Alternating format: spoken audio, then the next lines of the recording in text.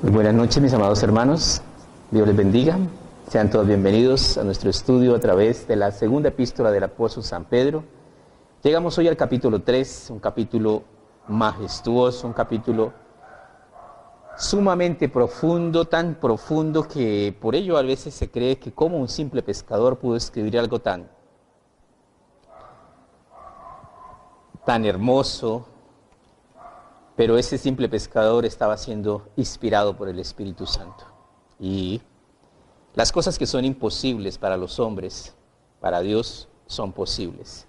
Este capítulo 3 es un capítulo que tiene tanta información y que va de frente contra los pensamientos como es la evolución, como es el existencialismo, mucha serie de pensamientos que tenemos y que muchas veces como cristianos nosotros tendemos a creer en cosas que la mayor parte de la gente cree y dice. Vamos a orar para iniciar nuestro estudio. Amado Señor, Dios de gracia, de misericordia, delante de ti venimos, amado Dios, para ser instruidos, Señor, para aprender más acerca de las verdades maravillosas y profundas que emergen de tu preciosa palabra. Porque a través de hombres comunes y corrientes nos diste a conocer tu perfecta y maravillosa voluntad. Pedimos tu bendición, oh Dios nuestro. Oramos rogándote, Padre Celestial, que en todo momento, Señor, tu divina presencia nos guíe, Señor. Nos des, amado Dios, y agudices en cada uno de nosotros ese discernimiento entre el bien y el mal. Y nos ayudes, Señor, a comprender cuál es tu voluntad y a tener nuestra voluntad comprometida en obedecerte, oh Dios nuestro. Dirige nuestros pasos, dirige nuestra mente y nuestro corazón hacia el conocer, hacia el entender, hacia el comprender, Señor, las cosas. Todo lo que tú nos has dejado, Señor, en tu palabra para que entendamos, Señor. Danos una fe sencilla, Señor. Danos un corazón que sea capaz de ver en medio de la sencillez de toda la creación, Señor, tu preciosa obra maravillosa. Bendícenos, oh Dios nuestro. Pedimos tu bendición en el nombre de Cristo Jesús, nuestro amado Salvador. Amén. Sean todos bienvenidos, mis amados hermanos. Podemos sentarnos.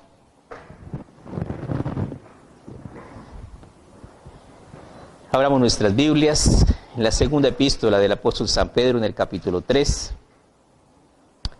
Este capítulo tiene un contenido bastante pesado. Iniciamos nuestros primeros versículos, dice el versículo 1, amados, esta es la segunda carta que os escribo y en ambas despierto con exhortación vuestro limpio entendimiento. Existe una serie de verdades profundas en la Escritura. Verdades que han sido motivo de burlesco de muchos incrédulos. Verdades como el rapto de la iglesia. ¿Qué es el rapto de la iglesia? Un día el Señor vendrá por su iglesia, recogerá su iglesia y la iglesia literalmente desaparecerá de la tierra. ¿Cómo vamos a volar sin alas? ¿Cómo vamos a subir a las nubes? ¿Cómo va a ser eso posible? Simplemente es posible porque Dios lo ha dicho y porque la palabra de Dios tiene ¿qué? Poder. Y esa palabra de Dios que tiene poder para hacer todo lo que Él quiera. Y fue la misma palabra de Dios la que creó todo lo que tenemos a nuestro alrededor. Y tenemos la palabra de Dios, que es la Biblia, alrededor de nosotros, que tiene poder para cambiar vidas, para enseñarnos todo lo que tocante a Dios se necesita saber. Nuevamente leemos el versículo 1, dice, amados, esta es la segunda carta que os escribo, y en ambas despierto con exhortación vuestro limpio entendimiento, para que tengáis memoria de las palabras que antes han sido dichas por los santos profetas y del mandamiento del Señor y Salvador dado por vuestros apóstoles. Para que tengáis memoria de las palabras que antes han sido dichas por los santos profetas. ¿Quiénes fueron estos santos profetas? ¿Y cuáles fueron las palabras de los profetas? ¿O cuál fue el mensaje de los profetas? Había un tema central en el mensaje de los profetas. ¿Sabes cuál es? Jesucristo. El Mesías viene. El profeta Isaías profetizó muchas veces, he aquí la Virgen concebirá y dará a luz un hijo y llamará su nombre Jesús. El mensaje de los profetas, he aquí tu rey viene y alégrate mucho, hija de Sión, da voces de júbilo. He aquí tu rey viene manso y humilde, cabalgando sobre un pollino hijo de asna, sobre un animal de carga. Desde el Antiguo Testamento la venida del Mesías había sido profetizada y vino el Mesías y hoy día lo tenemos como parte de la historia de la humanidad y nos habla y del mandamiento del Señor y Salvador dado por vuestros apóstoles.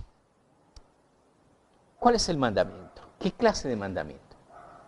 Tenemos muchos mandamientos. En el Evangelio según San Mateo, en el capítulo 28, toda potestad me es dada en los cielos y en la tierra, por tanto, id y haced discípulos a todas las naciones. Entonces, el mandamiento del Señor es ir y hacer discípulos a todas las naciones, enseñándoles que guarden todas las cosas, bautizándolos en el nombre del Padre, del Hijo y del Espíritu Santo. Pero el mandamiento del Señor es que nosotros enseñemos la palabra de Dios. Es el deber de nosotros como iglesia ser esos pregoneros, ser esos reconciliadores, esos intermediarios entre Dios y los hombres, para llevar el precioso evangelio de Jesucristo a toda alma que quiera ser salva. Versículo 3, sabiendo primero esto, que en los posteriores días vendrán burladores andando según sus propias concupiscencias. ¿Qué son esos burladores? Esos burladores son las personas normales del mundo normal que no entienden las cosas de Dios, porque las cosas de Dios se deben entender espiritualmente. Porque el hombre natural, nos dice 1 Corintios, no puede entender las cosas que son del Espíritu, porque para él son locura. Y no las puede discernir, porque se han de discernir espiritualmente. Entonces, el hombre natural, ¿cómo habla el hombre natural de las cosas celestiales? Los evangélicos locos. Y es normal que piensen así. Nunca van a entender las cosas de Dios. Entonces hay una serie de burladores alrededor de nosotros, personas que se burlan de la fe cristiana, diciendo, ¿dónde está la promesa de su advenimiento? La palabra advenimiento quiere decir literalmente venida, manifestación, regreso. ¿Dónde está la promesa de su regreso? Y es importante que nosotros entendamos que nuestro Señor Jesucristo, cuando se fue en una nube, los ángeles se aparecieron y dicen, varones galileos, ¿por qué estáis mirando hacia el cielo? Ese mismo Jesús que ha sido tomado de vosotros, ¿qué dijo? Así vendrá. En las nubes. Él va a volver desde las nubes y vendrá a recogernos a nosotros. Versículo 4, diciendo, ¿dónde está la promesa de su advenimiento? Porque desde el día en que los padres durmieron, todas las cosas permanecen así como desde el principio de la creación. ¿Qué es lo que quiere decir estos versículos? Que no pasa nada, simplemente somos materia que se descompone y luego pasa a ser parte de la tierra y nada más. Muchas personas consideran que así somos, ciclos. El versículo 5 empieza esta cátedra tan especial que nos desarrolla Pedro. Dice, estos ignoran voluntariamente que en el tiempo antiguo fueron hechos por la palabra de Dios los cielos y también la tierra, que proviene del agua y por el agua subsiste. Empieza una exposición maravillosa sobre lo que es creacionismo. El creacionismo. Todo ha sido creado ¿por quién? Por Dios. Estos ignoran voluntariamente que en el tiempo antiguo fueron hechos por la palabra de Dios los cielos y también la tierra, que proviene del agua y por el agua subsiste. El versículo 6 dice, por lo cual el mundo de entonces pereció anegado en agua. Realmente se queda un poquito corto al decirnos, bueno, el motivo por el cual el mundo de entonces, vamos a ir a Génesis en el capítulo 6. Génesis es el libro de los orígenes. Y en el capítulo 6 encontramos el desencanto de Dios con el hombre. Génesis 6, versículo 5. Y vio Jehová que la maldad de los hombres era mucha en la tierra, y que todo designio de los pensamientos del corazón de ellos era de continuo solamente el mal. Y se arrepintió Jehová de haber hecho al hombre en la tierra, y le dolió en su corazón. Y dijo Jehová, raeré de sobre la faz de la tierra al hombre que he creado, desde el hombre hasta la bestia, hasta el reptil, y las aves del cielo, pues me arrepiento de haberlos hecho. El versículo 8 nos da un nuevo comienzo en esta historia de fin, dice, pero Noé halló gracia ante los ojos de Jehová. Y tenemos acá la presentación maravillosa de la gracia de Dios. Pero también tenemos horrorosamente la presentación tenebrosa del juicio de Dios. Dice la palabra de Dios, horrenda cosa es caer en manos ¿de quién? De un Dios vivo.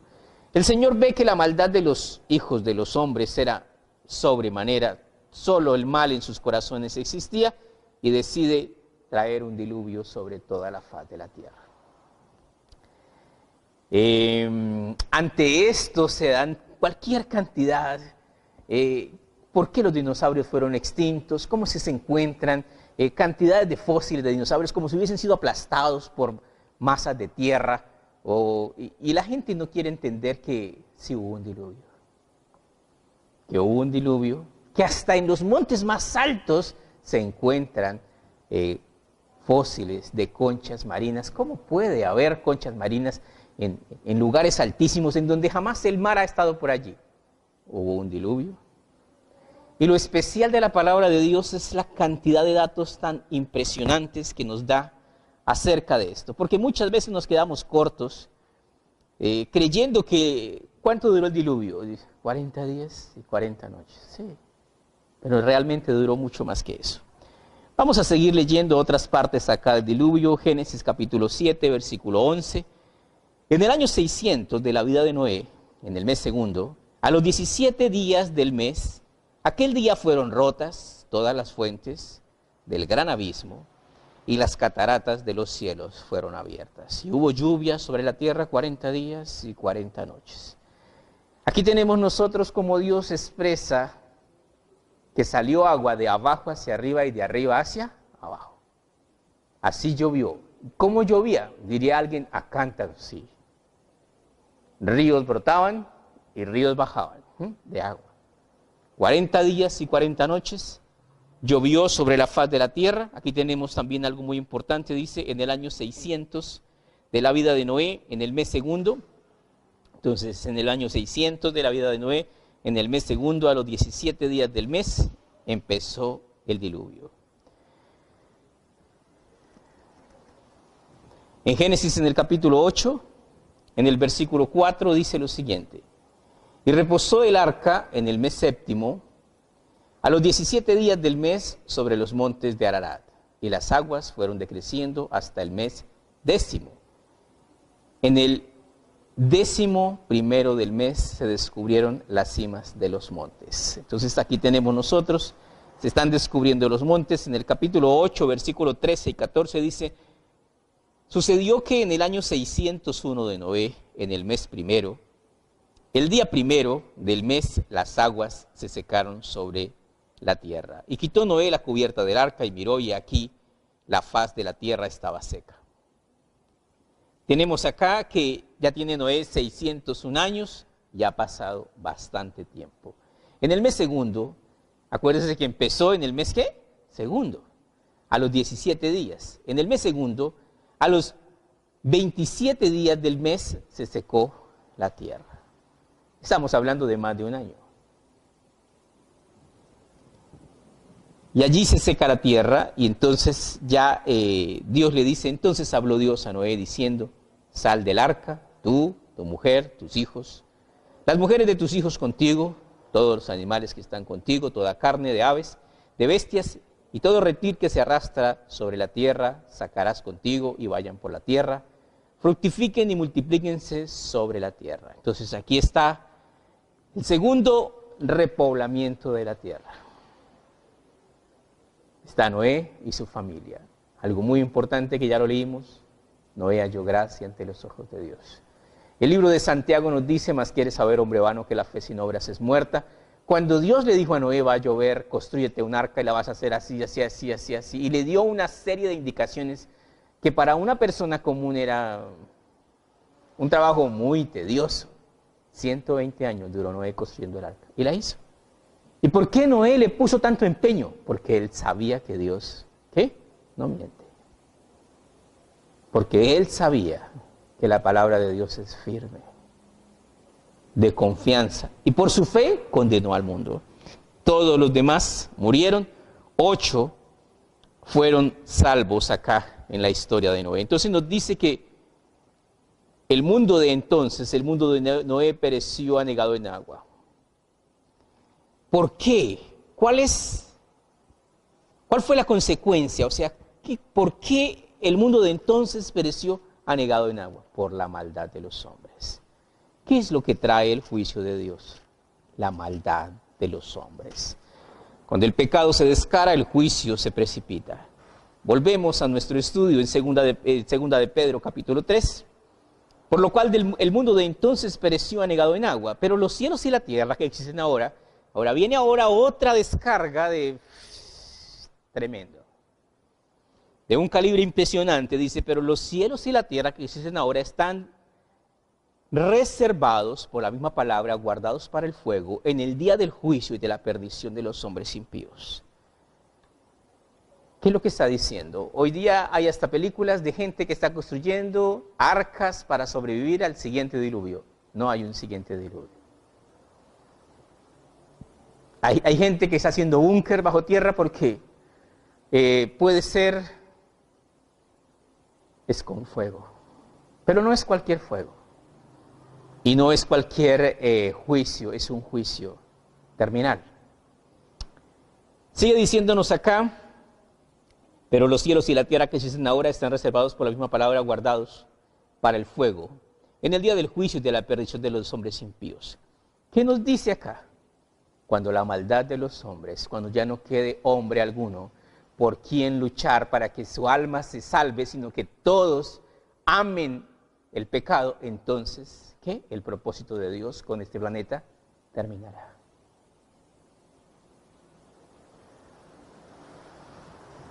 Y se hará una destrucción que la vamos a explicar más adelante, porque más adelante nos va a dar más datos importantes acerca de este juicio, el juicio final. Mas, oh amados, no ignoréis esto, que para el Señor un día es como 1000 años y 1000 años como un día. ¿Qué quiere decir eso? Dios no tiene afán. Dios es un Dios que no está preocupado por el tiempo, solo lo que le preocupa a Dios es que la gente se salve, nada más. Pero mientras haya corazones arrepentidos y mientras haya deseo de buscar de Dios, habrá oportunidades. Pero cuando los corazones de las gentes se entenebrezcan, se cautericen y se alejen totalmente de Dios, entonces ya no habrá más oportunidad. Dice entonces en el versículo 9, el Señor no retarda su promesa, según algunos la tienen por tardanza, sino que es paciente para con nosotros, no queriendo que ninguno perezca, sino que todos procedan al arrepentimiento. Entonces aquí tenemos el porqué de la tardanza de Dios, porque Él quiere, y en el anhelo de Dios, es que muchos más lleguen al conocimiento de Dios, que muchos más se salven de la ira venidera. Evangelio según San Juan, capítulo 14, versículo 1. En el Evangelio según San Juan, en el capítulo 14, en el versículo 1, Jesucristo está hablando acerca de su partida. No se turbe vuestro corazón. San Juan 14, 1. ¿Creéis en Dios? Creed también en mí. En la casa de mi Padre muchas moradas hay. Si no fuera, yo os lo hubiera dicho. Voy pues a preparar lugar para vosotros. Y si me fuere y os prepararé el lugar, vendré otra vez y os tomaré a mí mismo, para que donde yo estoy, vosotros estéis. ¿Qué quiere vosotros también estéis? Qué maravillosa voluntad de Dios. ¿Qué es? Que vivamos eternamente con Él. Y sabéis a dónde voy y sabéis el camino. ¿Por qué Jesucristo les dice que sabían a dónde Él iba? Porque Él ya les había dicho que Él iba al Padre, que Él iba al cielo. Le dijo Tomás, Señor, no sabemos a dónde vas. ¿Cómo pues podemos saber el camino? Jesús le dijo, yo soy el camino, la verdad y la vida. Nadie viene al Padre sino por mí. Tenemos entonces acá esa promesa del Señor, que vendré otra vez y os tomaré. Qué maravilloso es eso. ¿Qué promesa es esa? La promesa del rapto de la iglesia. Él va a venir y nos va a recoger. Antes de que se inicie un periodo en el cual se conoce como tribulación y gran tribulación, en el cual el hombre llegará a los límites más tremendos de maldad dirigidos por el anticristo.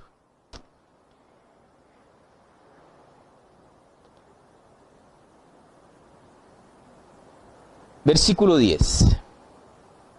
Pero el día del Señor vendrá como ladrón en la noche. Bueno, digamos que aquí hay un salto bastante largo. En el versículo 9 al versículo 10 hay un salto cronológico de más de 1000 años. Entonces es un salto bastante largo. En el versículo 9 nos habla del rapto de la iglesia, en el versículo 10 nos habla, pero el día del Señor, que se refiere al día de la ira de Dios.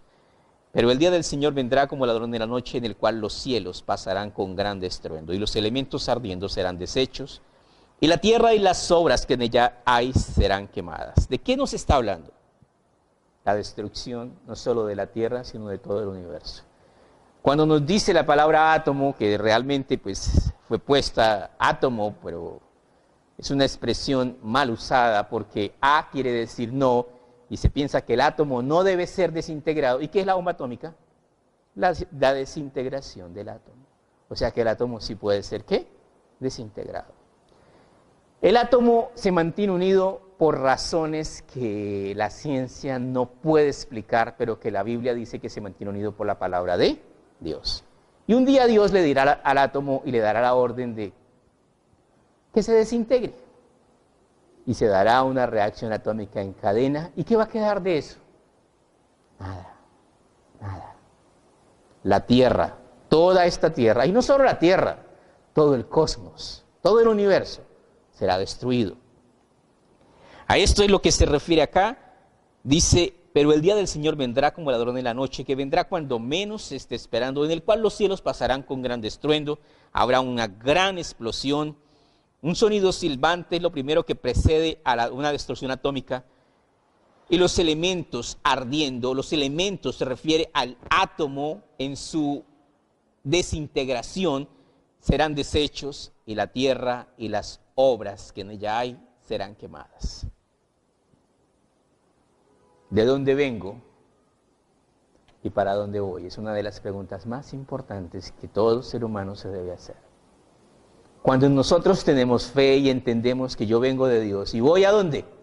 A su presencia, nuestra esperanza queda como perfectamente librada. Si yo vengo de Dios y voy a la presencia de Dios, pero para muchas personas que van a comprender aquí que la tierra y todo lo que hay en la tierra será destruido, ¿qué perdieron? Todo. ¿Y qué les queda de esperanza? Ninguna. Contrario para nosotros. ¿Qué hay para nosotros? Hay cielo nuevo, ¿y qué más? Y tierra nueva. ¿Qué más hay? Una ciudad maravillosa que se llama la Nueva Jerusalén, hermosa y preciosa, creada por Dios para todos aquellos que le aman y guardan sus mandamientos. Apocalipsis 21, dice en Apocalipsis 21, versículo 1, vi un cielo nuevo y una tierra nueva, porque el primer cielo y la primera tierra pasaron y el mar ya no existía más. Y yo, Juan, vi la santa ciudad, la Nueva Jerusalén, descender del cielo de Dios, dispuesta como una esposa ataviada para su marido. ¿Qué es esto? La ciudad más hermosa del mundo, no del mundo, la ciudad más hermosa del universo, de todo lo... ¿Quién es el arquitecto? Dios. Y Dios nos da siempre lo mejor de lo mejor. Versículo 9 nos habla de la Nueva Jerusalén. Vino entonces a mí uno de los 7 ángeles que tenía las 7 copas llenas de las 7 plagas postreras y habló conmigo, diciéndome, ven acá, te mostraré la desposada, la esposa del Cordero. Y me llevó en el espíritu a un monte grande y alto y me mostró la gran ciudad santa de Jerusalén que descendía del cielo de Dios, teniendo la gloria de Dios. Y su fulgor era semejante al de una piedra preciosísima, como piedra de jaspe, diáfana, como el cristal. Tenía un muro grande y alto con 12 puertas tenía un muro grande y alto con 12 puertas, y en las puertas 12 ángeles y 12 nombres escritos, que son los de las 12 tribus de Israel. Al oriente 3 puertas. ¿Qué quiere decir esto? Simplemente quiere decir, la salvación viene por medio del pueblo judío, porque el Mesías es judío. Al oriente 3 puertas, al norte 3 puertas, al sur 3 puertas, al occidente 3 puertas. El muro de la ciudad tenía 12 cimientos y sobre ellos los 12 nombres de los 12 apóstoles del Cordero. ¿Qué quiere decir esto? Apóstoles fueron 12, son 12 y en el futuro lejano serán 12. No hay más apóstoles. El que hablaba conmigo tenía una caña de medir de oro para medir la ciudad, sus puertas y su muro, y la ciudad se halla establecida en cuadro. Su longitud es igual a su anchura. Y midió la ciudad con la caña 12,000 estadios de longitud. La altura y la anchura de ellas son iguales. Y midió su muro 154 codos de medida de hombre, 144 codos de medida de hombre, la cual es medida de ángel. El material de su muro era de jaspe, pero la ciudad era de oro puro, semejante al vidrio limpio. Entonces aquí tenemos la ciudad maravillosa de Dios, tenemos nosotros que para aquel que quiere vivir la vida cristiana, obedecer al Señor y seguirle en fe, hay siempre algo mejor esperándonos. Volvemos a nuestro estudio. Capítulo 3, versículo 11 dice: puesto que todas estas cosas han de ser desechas, ¿cómo no debéis vosotros de andar en santa y piadosa manera de vivir? Ahora ya sabemos que todo este mundo está destinado al fuego. ¿Qué nos queda a nosotros? Aprender a vivir de una manera santa y piadosa. Aprender a vivir de una manera que agrade a Dios con nuestra vida. Hónrale aquí en la tierra y Él te honrará en los cielos. Deshónrale aquí en la tierra y te deshonrará por la eternidad. Esperando y apresurándoos para la venida del día de Dios, en el cual los cielos encendiéndose serán deshechos y los elementos siendo quemados se fundirán. ¿Qué expresiones? Son expresiones científicas. ¿Qué era lo que estaba entendiendo el apóstol Pedro? Todo lo que a veces para nosotros es incomprensible entender. Una reacción atómica en cadena, una fusión atómica, no va a quedar nada. ¿Qué va a ser destruido? Absolutamente todo. Pero nosotros esperamos, según sus promesas, ¿qué dice? Cielos nuevos y tierra nueva en los cuales morará la justicia. Qué maravilloso es eso. Hablamos de justicia un poquito. ¿Cómo es la justicia de los hombres? Mala. Muchas veces la justicia de nuestros jueces y de las personas que nos gobiernan no es justa, es permeable. Pero llegará un día en donde la tierra entera, ¿cuál tierra? La tierra de Dios estará totalmente cubierta por la justicia de Dios. Será el mundo maravilloso.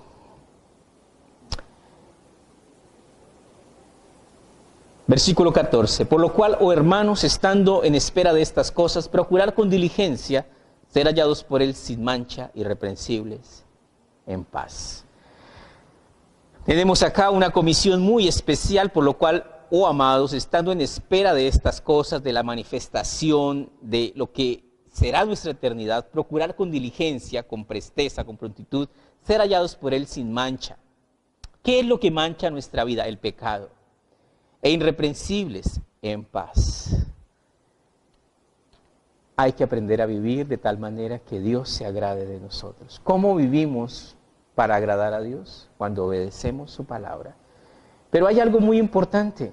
Nosotros debemos aprender a vivir en paz. Mi paz os dejo, mi paz os doy. Yo no os la doy como el mundo la da, no se turbe vuestro corazón.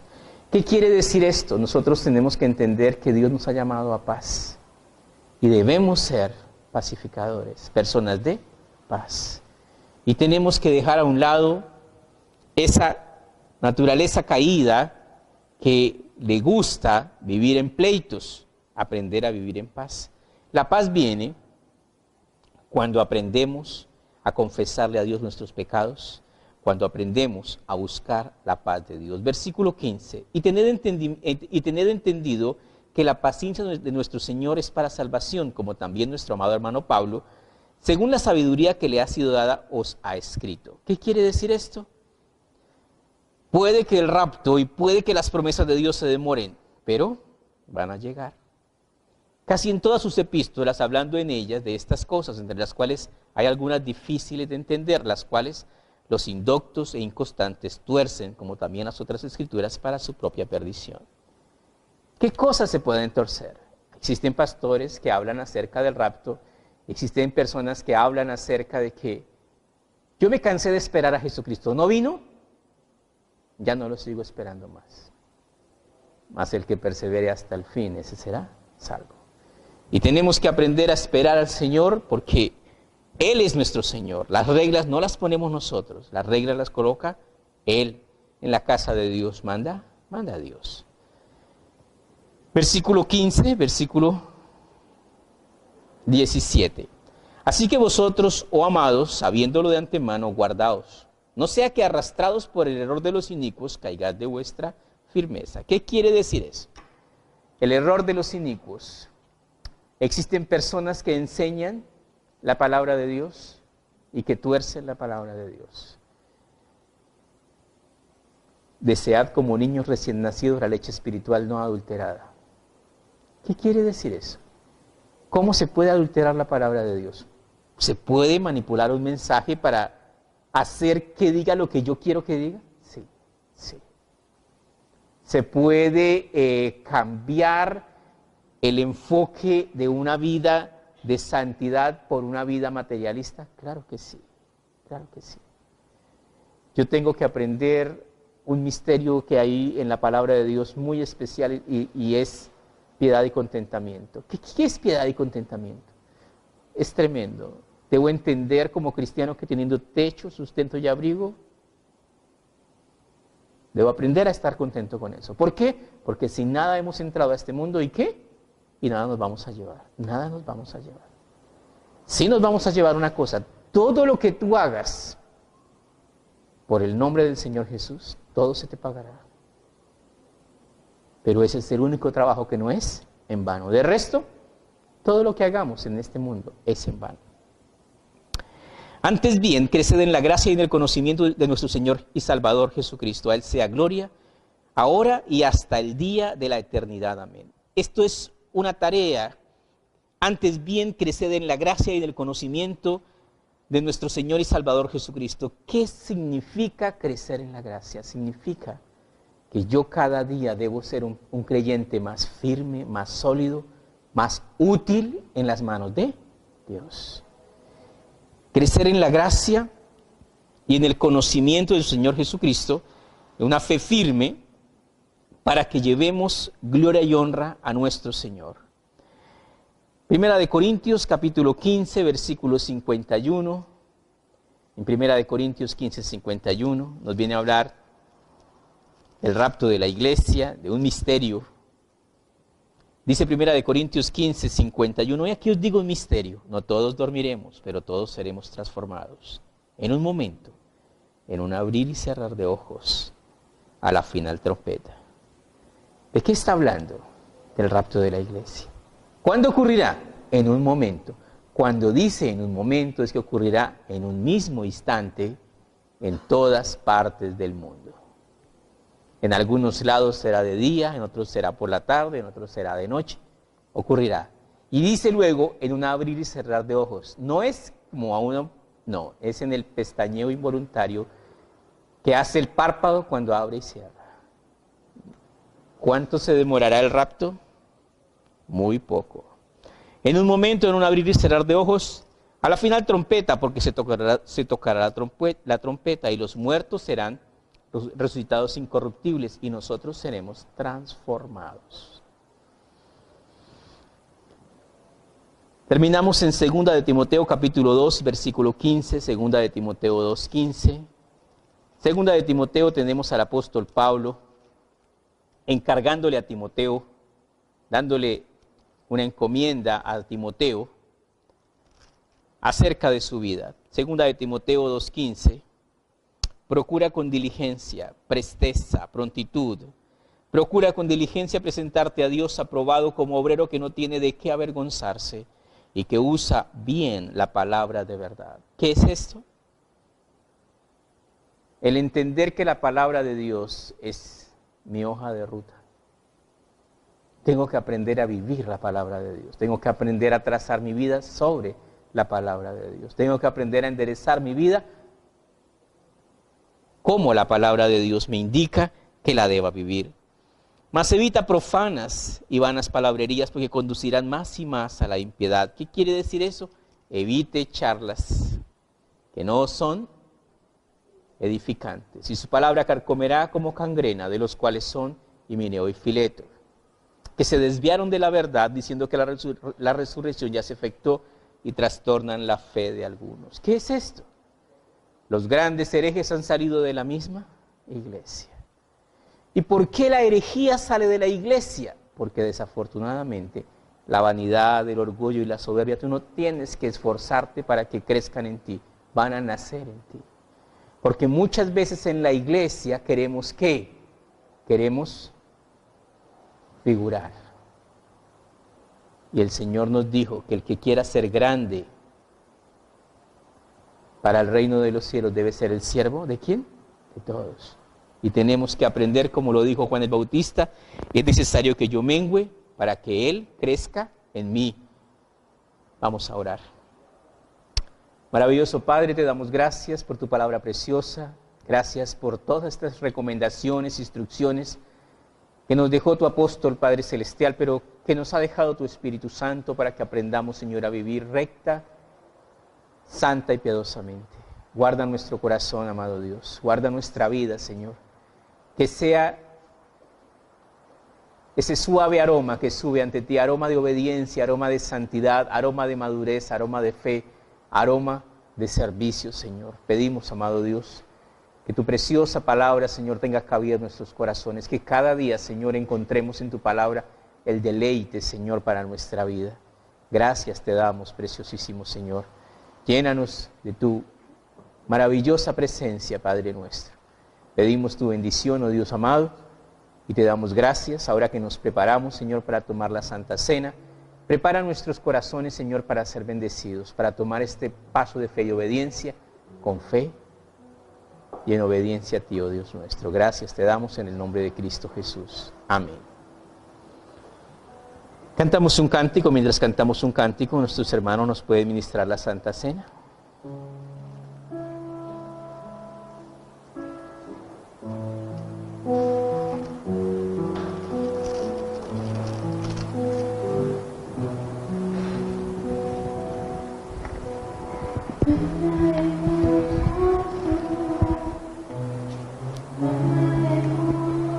Muchas gracias. Glorioso.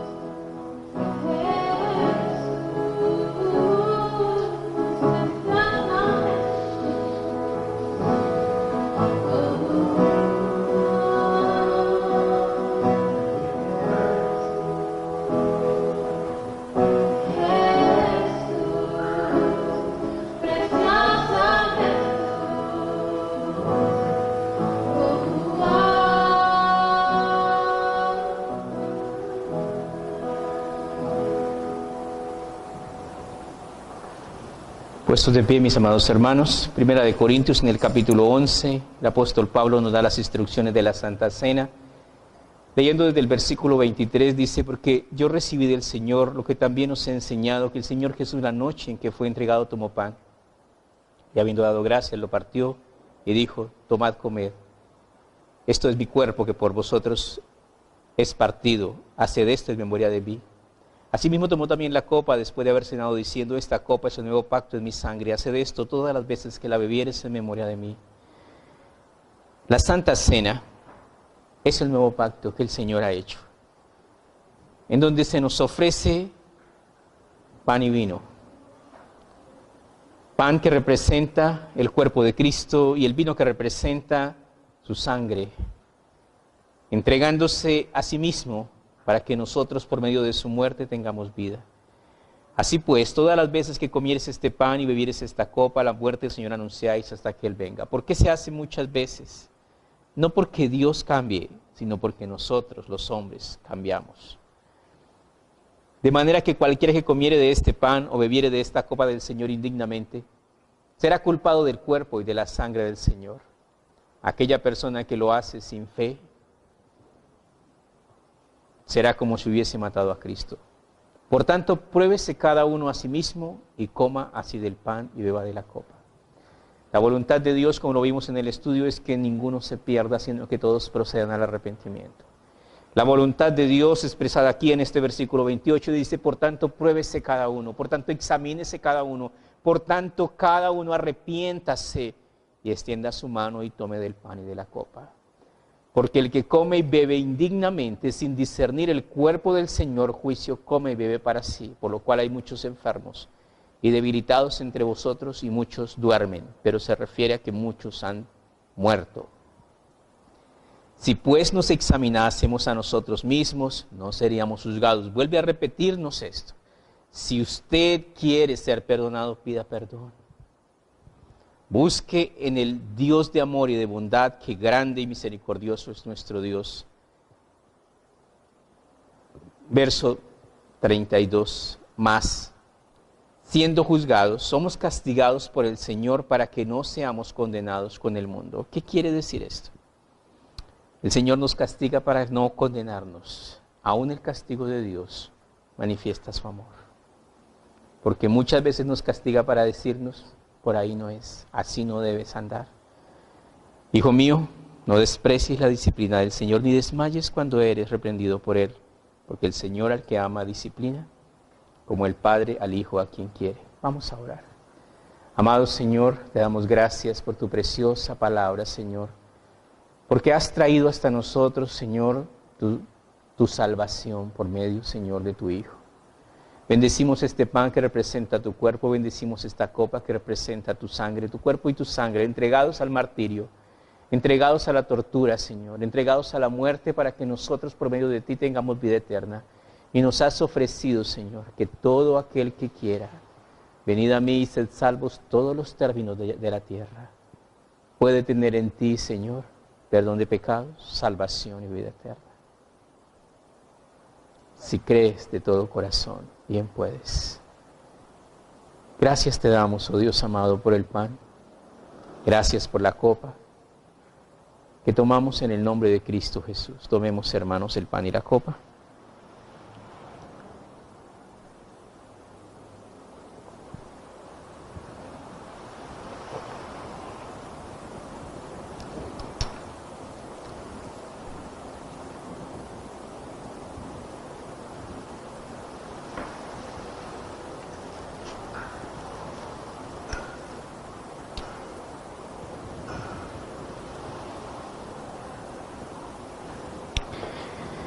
Terminamos en Primera de Corintios, en el capítulo 10, versículo 23. Primera de Corintios 10, 23 dice, todo me es lícito, pero no todo conviene. Todo me es lícito, pero no todo edifica.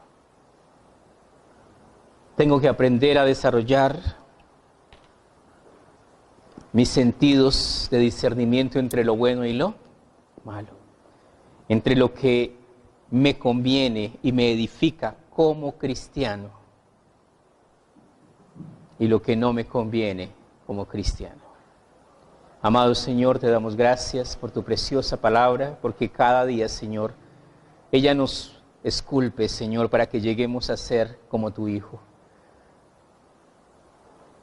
Tú nos dices, haya pues en vosotros este mismo sentir que hubo también en Cristo Jesús, el cual siendo en forma de Dios no estimó el ser igual a Dios como cosa que aferrarse, sino que se despojó a sí mismo, tomando forma de siervo, y estando en la condición de hombre se humilló, haciéndose obediente hasta la muerte y muerte de cruz. Permite, Padre Celestial, que nosotros podamos aprender de la obediencia, de la humildad, Señor, de la santidad, del temor, Señor, de tu Hijo. Guíanos, Señor, en el camino de tus mandamientos y bendícenos, Padre Celestial. En tus manos colocamos nuestra vida, pedimos, Señor, tu bendición y agradecemos, Señor, porque solo un Dios de amor daría a su unigénito Hijo para que nosotros tuviésemos vida en ti. Gracias te damos, Padre Celestial. Pedimos tu bendición en el nombre de Cristo Jesús, nuestro amado Salvador. Amén.